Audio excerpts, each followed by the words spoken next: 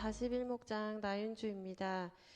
저는 부산에서 태어나 3살 때 부모님께서 이혼을 하셨고 친척집에 맡겨졌습니다.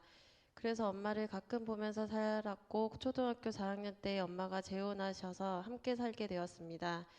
새아버지는 저에게 따뜻하게 대해주셨지만 저는 왠지 모를 서먹함이 있었고 새아버지와 함께 가족이 된 오빠와 남동생하고도 조금 어색한 관계로 지내게 되었습니다. 엄마는 저에게 미안한 마음이 있으셨는지 잘 하시려고 많은 노력을 하셨지만 엄마에게 정서적으로 의지하지 못한 채 늘 혼자라는 생각을 많이 하고 외로움을 많이 타는 성격으로 자라게 되었습니다. 그러던 중 고등학교 때 선물로 받은 강아지와 함께 지내게 되었고 공허하고 멍하게 지내던 시간이 줄어들며 많은 위로를 주는 강아지가 저에게 또 다른 가족이 되어 주었습니다. 제가 포항에 사는 신랑을 만나서 결혼을 할 때에도 강아지와 함께 포항에 내려오게 되었는데 다행히 신랑도 제가 키우던 강아지를 좋아해 주었고 처음 포항에서의 삶은 예전보다 여유롭고 편해서 좋았습니다. 하지만 시간이 지나면서 점차 친구도 없고 잘 알지도 못하는 곳에 사는 것이 외로운 마음이 생겼고 인공수정 시험관 등 시술도 하며 아이가 생기길 바랬지만 몇 번을 실패하고 아이가 생기지 않았습니다. 신랑은 아이를 가지는 것에 크게 관심이 없었습니다. 저 혼자만 이 가정을 위해서 노력한다는 생각이 밀려오자 조금씩 미래에 대한 희망도 없어지고 우울한 마음이 생기기 시작했습니다. 우울한 마음이 심할 때는 길을 걸으면서 갑자기 울기도 하고 특히 비가 오는 날에는 울면서 철학관에 가보기도 하고 술도 마시고 담배도 피며 온갖 세상에서 하는 방황을 다 해보았습니다. 술을 마시고 담배를 피면 우울한 생각들이 희미해져 가는 것을 느끼면서 그것을 즐기게 되었습니다. 그렇게 방황을 하고 지내다가 결혼 8년 만에 기쁜 소식과 슬픈 소식이 저를 함께 찾아왔습니다. 기쁜 소식은 그렇게도 기다렸던 아이가 찾아온 것이었고 슬픈 소식은 자식처럼 데리고 함께 살았던 강아지가 갑자기 떠나가게 된 것이었습니다. 노령으로 심장이 나빠진 강아지는 하루하루 견디는 것이 너무 힘들어 보였고 오이를 아무것도 못 먹고 토하며 고통이 너무 심한 모습에 결국 제 손으로 안락사로 강아지를 보내야만 했습니다. 그리고 자식을 떠나보낸 듯 그 상실감은 너무 컸습니다. 저의 의지로 이 슬픔을 결코 극복하지 못할 것 같다는 생각이 들면서 가끔이나마 힘들 때 기도를 드리면서 위로받았던 교회가 생각이 났고 한 친구를 통해 포항 중앙침례교회를 알게 되었습니다. 주일 예배를 한번 드려보자는 마음으로 자리가 정해져 있는 것도 모르고 아무 자리에나 앉아서 처음 예배를 드리는데 옆에 앉아있던 여자분이 저에게 말을 걸어주시며 따뜻하게 처음 왔냐고 물어보시고 다시 올 거면 또 여기 앉으라는 식으로 이야기하시며 처음 온 저에게 관심을 가져주셨습니다. 그 말이 너무 따뜻했고 교회에 왔다는 안도감과 그동안 혼자서 살아온다고 힘들었던 저의 삶들과 강아지를 보낸 슬픔이 밀려오며 창피한 줄도 모르고 많이 울었습니다. 그리고 저는 교회를 소개시켜준 저의 친구와 친구였던 정연이를 통해 지금의 41목장에 소속하게 되었습니다. 가볍게만 생각했던 교회 생활은 생각보다 시간을 많이 들여야 하는 것이 낯설었고 임신 중이라서 오랫동안 앉아서 주일 예배와 목장 예배를 드리는 것이 힘들게 느껴지기도 했지만 40일 목장 식구들이 저에게 관심을 가져주고 열심히 한다고 잘한다고 칭찬해주니 더욱 열심히 하고 싶은 생각이 들었습니다. 함께 삶을 나누면서 간식도 먹고 차도 마시고 모든 것이 정말 좋았고 큰 위로가 되었습니다. 그리고 41목장의 목자인 나미 언니가 저의 양육을 담당해 주셨습니다.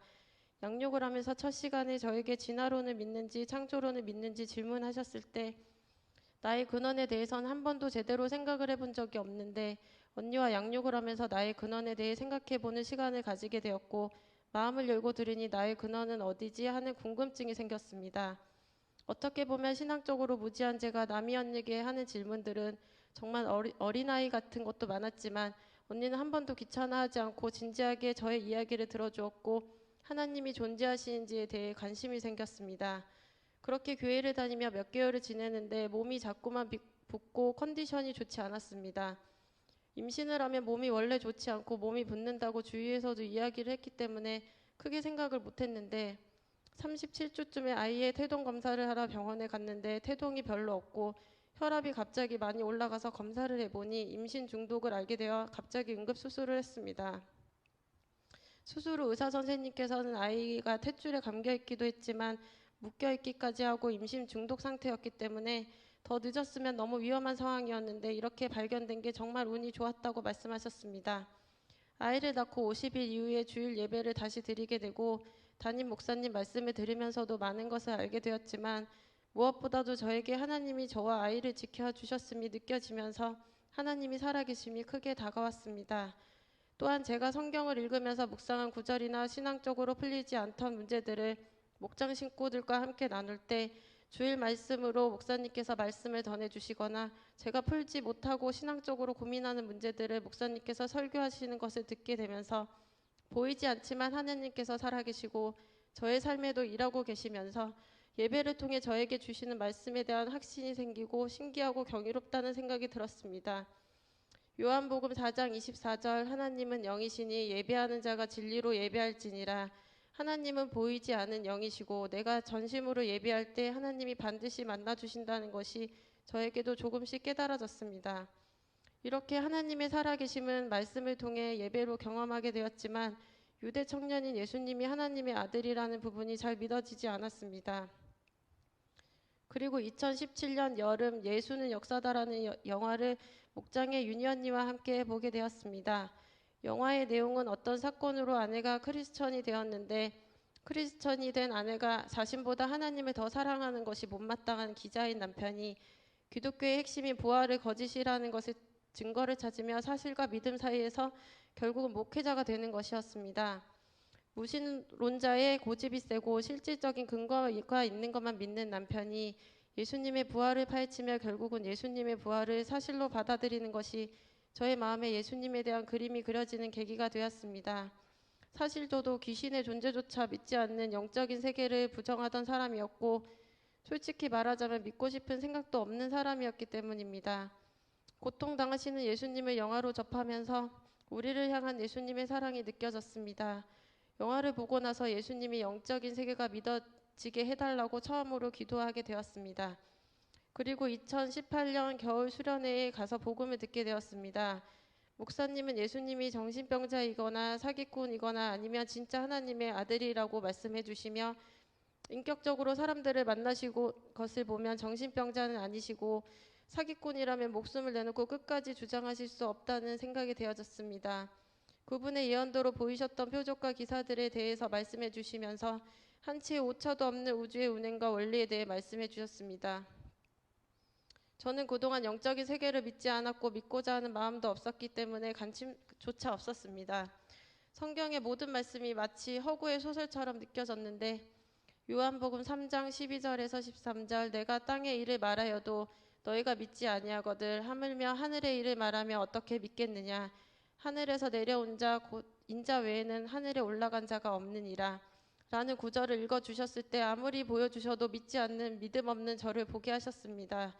이 말씀은 예수님이 모세 이전부터 말씀으로 예언되셨고 이 땅에 오셨으며 표적을 남기셨고 우리 죄를 대신해 십자가에 못 박히셨고 부활이 하셨음에도 분명한데도 믿지 못했던 믿음 없고 분명히 보이는 예수님이 사실이 아니라고 부정했던 바로 저를 위한 말씀이었습니다. 하나님은 늘 제 삶에서 여러 사람들과 사건들을 통해 하나님의 존재를 많이 보여주셨는데 저는 무수히 많은 세월을 하나님을 부정하고 모르고 살았습니다.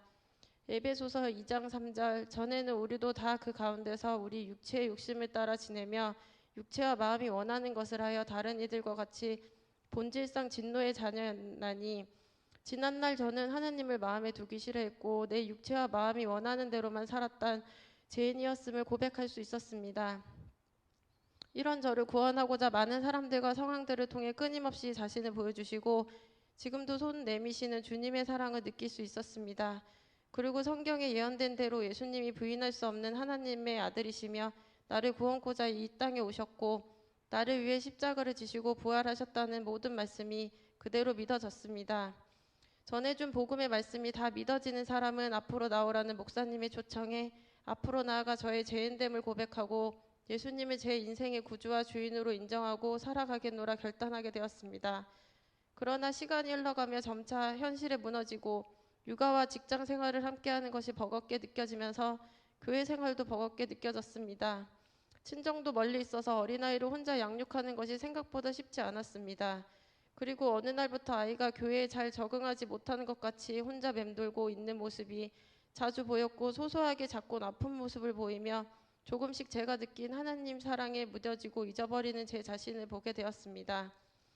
점점 육아와 직장 생활에 지쳐가던 어느 날이었습니다. 2019년 초 4교구 헌신 예배를 준비하는 모임을 가지면서 아기 보기를 가서도 혼자서 맴돌며 놀이하는 모습에 마음이 크게 요동하였고, 많은 이들과 함께 있어도 교회에서 내가 어떻게 행동해야 할지를 모르겠다고 생각하는 제 자신과 비슷한 아이 모습에 교회를 옮기던지 쉬던지 해야겠다는 생각이 들었습니다. 결국 남이 언니를 만나 근처 작은 교회에 가고 싶을 때 예배를 드리면서 쉬면서 교회를 다니고 싶다고 이야기를 했습니다. 태어나서 처음으로 2년 넘게 교회를 다니며 아이를 낳고 아이를 키우고 목장 식구들과 많은 것을 나누었던 기억이 스쳐 지나가니 마음이 아팠습니다. 언니와 마주 앉아 한참을 이야기했는데 언니는 지금 어떻게 저를 보내는 것이 좋게 보내는 것인지 모르겠다고 이야기했습니다. 그 말 속에 언니의 진심이 너무 느껴졌습니다. 언니와 헤어질 때 언니는 이렇게 인연이 끊어지는 것이 아니고 한번 맺은 우리의 관계는 계속 남아있다고 하시면서 저를 오히려 위로해 주셨습니다.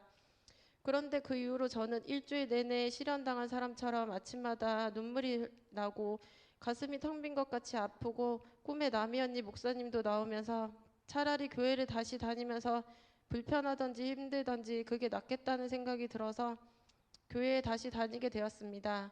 이 사건을 겪으면서 저는 더 이상 교회를 떠나야겠다는 생각이나 다른 교회에 대한 미련을 가지지 않게 되었습니다. 그렇게 생각을 바꾸고 나니 그냥 40일 목장 나인주가 어떤 모습이든 여기 있는 것이 이제는 가장 자연스러운 일이 되었습니다. 교회를 떠나려고 했던 사건을 계기로 교회를 내 땅으로 받아들이고 나니 하나님과의 관계도 자연스럽게 다시 회복되는 계기가 되었습니다. 저에게 일어난 이 사건 또한 하나님께서 처음 사랑을 잊어버린 저에게 길을 보여주시기 위한 그림이었다는 것을 이제는 알 것도 같습니다. 최근에 순종하는 삶을 살기로 결단하고 난 후 그리고 모이지 않는 3주간의 수련회를 보내며 출근길에는 드라마 바이블을 듣거나 찬양을 들으며 시간을 보내게 되었고, 집에 와서도 아이를 재워놓고 말씀 보거나 기도를 하며 하나님과의 관계를 더욱 깊이 맺기 시작했습니다. 그리고 늦었지만 앞으로는 제대로 주님을 인생의 주인으로 모시고 내 마음대로 살지 않고 교회에 연결되어 하나님께 순종하며 하나님을 기쁘게 해드리는 삶을 살고 싶은 소망이 생겼습니다. 요한복음 8장 32절 진리를 알지니 진리가 너희를 자유롭게 하리라. 처음 진리를 알게 되면서 내 마음대로 더 이상 살 수 없을 것 같고 자유로웠던 나를 얽매이고 답답할 것 같았는데 오히려 진리가 나를 자유롭게 하고 내 삶을 안정되게 하심을 시간이 갈수록 느끼고 있습니다. 요한복음 4장 14절 내가 주는 물을 마시는 자는 영원히 목마르지 아니하리니 내가 주는 물은 그 속에서 영생하도록 솟아나는 샘물이 되리라. 또한 제 삶을 돌이켜보면 어떠한 이유에서든 사마리아의 연인처럼 늘 내면에 우울하고 공허한 마음이 있었는데 예수님을 만나고 영원히 목마르지 않은 물을 주시는 복음을 믿음으로써 우울하고 공허한 마음이 고침받아 가고 있는 것을 느껴집니다. 목상 식구들도 요즘 제 얼굴이 예전과 같지 않게 많이 밝아졌다고 말하는 것을 들으며 정말 삶이 달라져 가는 것을, 그리고 이것이 제 힘이 아닌 하나님의 힘으로 가고 있다는 것을 느끼고 있습니다. 신랑과 성격 차이로 이혼하고 싶다는 생각도 있었고 말이 안 통한다고 생각하며 답답했는데 교회를 다니면서 결국은 저에게 제일 잘 어울리는 사람은 지금의 신랑이라는 고백이 이제는 되어집니다. 그동안 헤어지자고 말도 많이 했고 신랑에게 상처 주는 말도 많이 했는데 그래도 저를 용납해주고 지금까지 함께해준 신랑에게 너무 고맙고 미안한 마음이 듭니다. 제가 앞으로 바라는 것은 제가 교회 가는 것을 방해하진 않지만 본인은 절대 교회 다니지 않겠다는 신랑도 하나님 믿게 되는 것입니다. 진영 언니가 침례 후에 저에게 해준 말, 윤주야 너는 이제 시작이야. 너는 구원을 받으면서 시작하는 것이고 앞으로 이뤄가는 삶이 더 중요해라는 말을 마음 깊이 새겨봅니다. 하기 싫은 일이 있더라도 교회를 통해 주시는 말씀에 순종하며 자신을 죽이며 살아가는 일을 위해 오늘도 그리고 매일을 힘써 노력하며 교회의 하나됨을 이루기 위해 살아가는 지체로 살아갈 것을 결단합니다. 매일 저희를 위해서 애쓰시고 열정으로 말씀 전해주시며 하나님을 알게 해주신 담임 목사님, 은혜로운 찬양과 쉽고 즐겁게 성경 공부를 인도해 주시는 김종원 부부 목사님, 예수님 자리를 들으며 많은 영적 깨달음을 주신 배성열 목사님, 영적 엄마 나미 언니, 큰 언니, 지선 언니, 윤희 언니, 영희 언니, 저희 양육자이자 작은 언니 진영 언니, 파리 친구 정연이, 혜령이, 막내 담비, 미선이 모두 사랑합니다. 오랜 시간 많은 통로를 통해 자신을 보여주셨지만 너무 늦게 하나님께 온 것 같아 죄송한 마음이 듭니다. 그리고 포기하지 않아 주셔서 너무 감사합니다. 사랑합니다. 주님 감사합니다.